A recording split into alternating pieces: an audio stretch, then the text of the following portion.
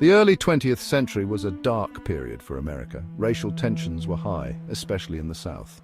Lynching was a terrifying reality. This was a brutal form of vigilante justice. White mobs would seize black individuals. They accused these individuals of crimes. Often these accusations were false or exaggerated. These mobs operated outside the law. They tortured and killed their victims.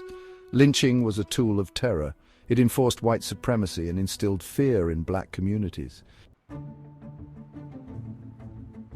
May 8, 1916, Waco, Texas. Lucy Fryer, a white woman, was found murdered in her home. The community was shaken. Suspicion quickly fell upon Jesse Washington. He was a 17-year-old black farmhand who worked for the Fryers. He was found with bloodstains on his overalls.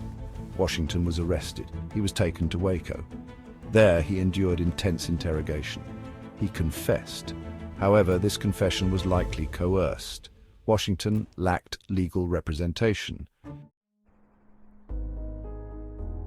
On May 15, 1916, Jesse Washington's trial began. The outcome was predetermined. The courtroom was filled with over 2,000 people. Most were white and sought a spectacle. The trial was a sham. It lasted barely an hour. The all-white jury deliberated for a mere 4 minutes. They reached a predictable verdict: guilty. Washington was sentenced to death. Before Washington could be taken away, a mob seized him. They dragged him through the streets. Their destination was Waco City Hall. What followed was a horrific display of barbarity. Washington was tortured for hours. The mob stabbed him. They beat him.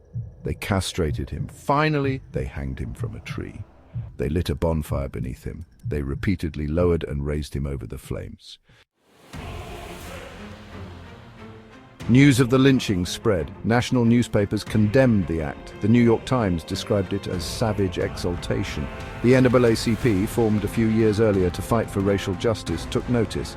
They sent Elizabeth Freeman, a young white social worker, to investigate. Section 6, the NAACP investigation, unmasking the truth. Elizabeth Freeman arrived in Waco. She faced a wall of silence. White residents were reluctant to speak. They feared retribution. Despite this, Freeman persisted. She collected evidence. She interviewed witnesses. Her investigation revealed a community complicit in the horror. She confirmed the brutality. She exposed the lack of remorse.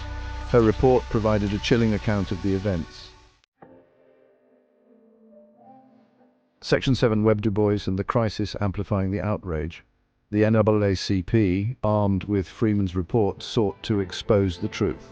Webb Du Bois, a prominent sociologist and co-founder of the NAACP, took charge. He published a searing account of the lynching in the NAACP's magazine. The article included graphic photographs of Washington's mutilated body. Section 8. A turning point, shifting public opinion and the anti-lynching movement. Du Bois's article shocked the nation. The images were impossible to ignore. Public opinion began to shift. The NAACP's campaign gained momentum. They used the Waco horror to highlight the barbarity of lynching. They lobbied for federal anti-lynching legislation. Section 9, remembering Jesse Washington, memorialization and the ongoing fight for justice. The lynching of Jesse Washington was a turning point. It forced America to confront its racist past. It galvanized the anti-lynching movement. It took decades, but lynching declined.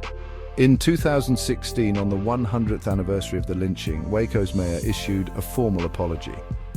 A historical marker was installed at the site of the lynching. The fight for racial justice continues. We must remember Jesse Washington. We must learn from the past. We must never forget.